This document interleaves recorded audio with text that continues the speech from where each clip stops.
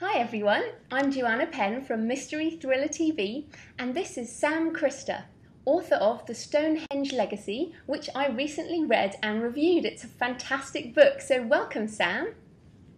Thank you very much, and thank you for those kind words. Well, it's great to have you on the show. So first of all, tell us a bit about the book and what types of people will enjoy it.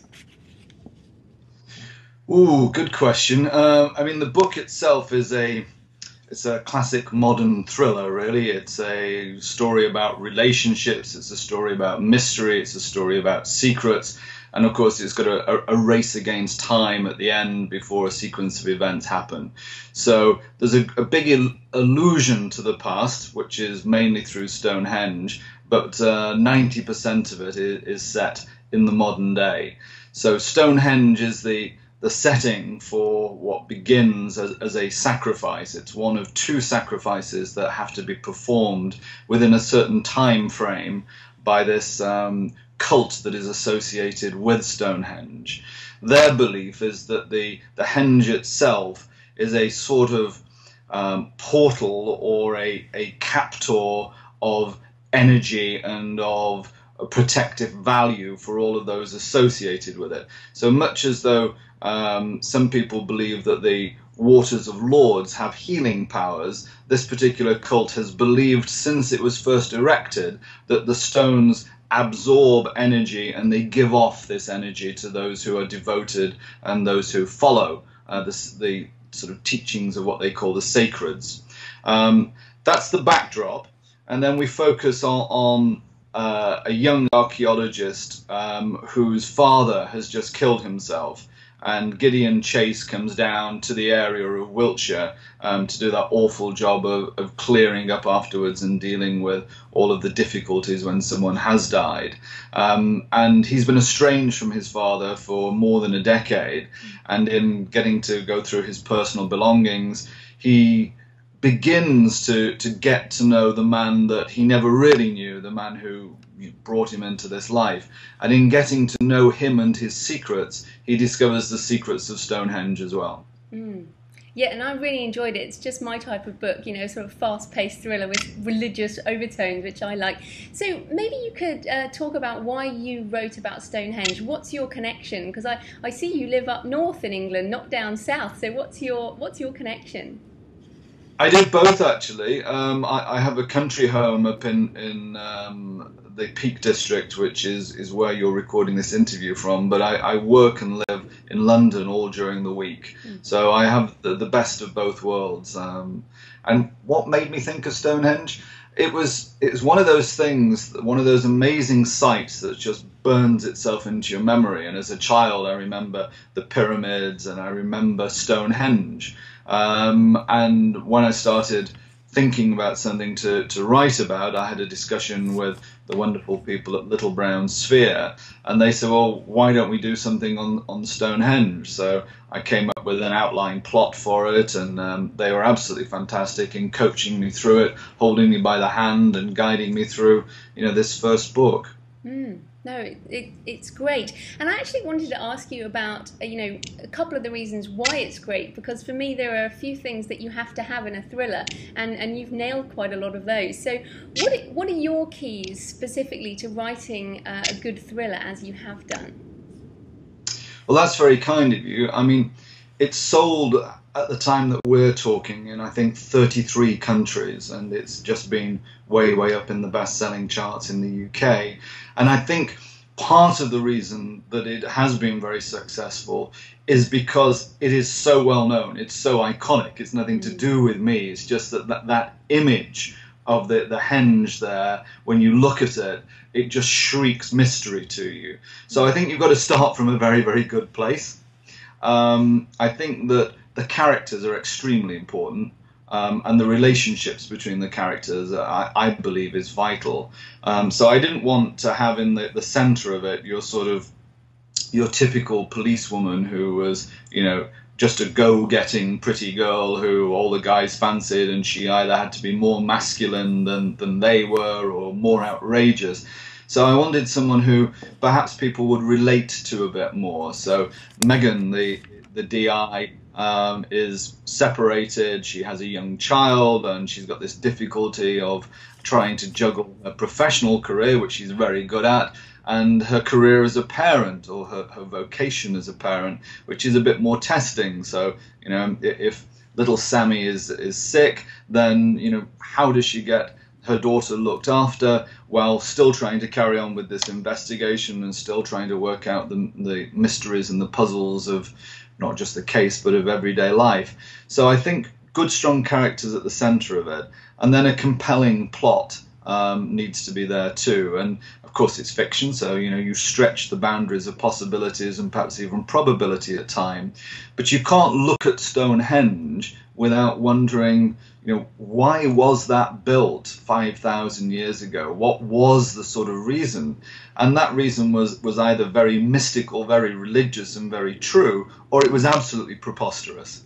But the fact that the ancient augurs, the haruspices, the priests of that era, divined that this was the one spot on Earth where they could capture certain astronomical points, and it could align with the solstices and with the stars and with the zodiacs that they worked from, that just does give it a sense of dimension that I think is quite compelling. No, absolutely, I would agree. And you started to talk there, you know, quite eloquently about astrology and things like that. How much of the book was research, and how much was stuff you already were interested in? There's a lot of research into it, a lot of historic research, and there's been a fabulous amount done on Stonehenge. And the really intriguing thing editorially is that despite all of the archaeological digs, and despite all of the universities being all over the place and all the scientists ground sweeping it with radar and the rest of it, they still don't know the reasons why it is there, and whether it was a singular point of focus, or, as is far more likely, it is connected to lots of other circles and digs and archaeological sites, not just around that area, but around the world and around Europe at that time. So I do have some sort of good history connections with sort of university professors who I mused things over with. But I think Stonehenge is one of those places where, when you do look at it, the research does and doesn't help you. It's sort of very contradictory, because if you try to follow just the historic trail, you bump into a nothingness, and therefore as a writer you're better starting with the nothingness, if you pardon the sort of bastardization of the word. So, you know, what you can then do is just let the imagination go free and touch on certain archaeological and historical points.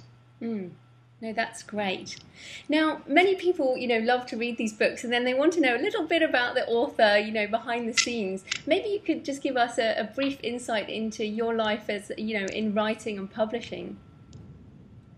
Yeah, a little, although it's good to be mysterious, as your blog sort of keeps it. I do have a day job. I work in television. That's my day job, and I work internationally, so I'm involved in making television programs all over the world. I started life as a writer. My first job was a sports journalist, my first serious job after a flirtation with professional football. And I went into radio and then into television in the UK. I always found that I love the written word. I love the sensation of storytelling and of listening to the sort of the beginning and the middle and an end and imagining beyond that. And I divide my life between really working and living in London as a base and traveling the world. I've just come back from Egypt, fortunately, just before the troubles that were there, and we've got a company out in the Middle East. I'll soon be going off to India and China and Japan, and then France, and then Los Angeles, and last week I was in Rome. So while I'm traveling, I get a lot of time on a plane to think about things, and in between doing bits of work, I have to say that. Then I also have that wonderful moment where the phone's not ringing and I can sit down and I can write. And, you know, so many people say to you that, oh, how do you find the time to write? And I'd love to write a book, but I can't find the time. And if you actually look at your day as a whole, there are huge elements of it where you waste time. You just sort of relax and you just chill out, or you watch very bad television, or you read a very bad book. And instead, you know, if you wrote just 1,000, 2,000 words a week, by the end of the year you will have a book. And that's not such a high task to set yourself. And that really is how I got started. So I've always had a love for stories. I had some training in writing, and then I just sort of carved out for myself the opportunity to do it, and determined that I would write a certain number of words per day, regardless of whether they're any good or not. And that's fantastic advice for everyone. And so what's next? Is there another one coming up after the Stonehenge? Yeah, there is, and it'll come out next year, and we're very, very excited about it.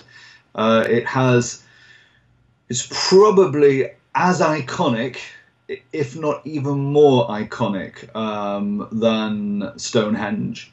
And I'm trying to be really mysterious here. And it isn't actually a physical place. And that's probably all I'm prepared to tell you now. And maybe there's going to be an element of controversy to this too, because it's got a sort of very strong factual theme to it, which I think will get people talking quite a lot. Excellent. And finally, where can people find your book? I think pretty much anywhere, and that's a great question, and thank you so much for asking it. I mean, Amazon is always a good place. In the UK, it's been stocked in all of the major stores, from, you know, Smith's through to all of the supermarkets, Asda, Tesco, Sainsbury's, etc. But I always default to Amazon, and I have started to do that thing of reading digitally as well as reading through paper, but I think my heart is still in the paper for now. Well, I read it on the Kindle, and I've also seen it in Australian bookshops, so yes, you are global. Oh, thank you. Thanks ever so much for your time, Sam. That was great. Thank you very much. I hope everything else goes well for you.